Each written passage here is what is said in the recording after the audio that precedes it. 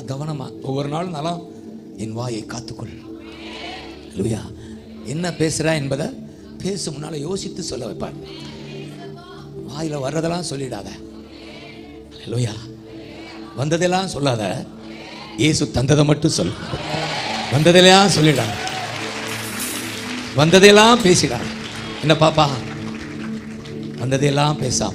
அதில் இந்த பிறர் குறை, உன்னை இந்த யூடியூப்பில் பண்ணுற வேலை, பிறருடைய குறைகளை பட்ட பகல் போல் வெளிச்சம் போட்டு காட்டி தெரியாதவங்களெல்லாம் தெரிய பண்ணி ஒரு பிசாசு. செய்யக்கூடாது.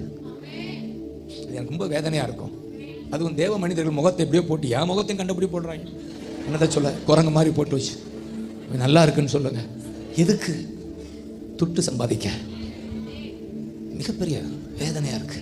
சரி போட்டு நம்ம செய்யக்கூடாது, அவங்க செய்யாம நம்ம வாயால் பிறருடைய குறைய வெளியே சொல்லக்கூடாது. ஆமென் சொல்லுங்க.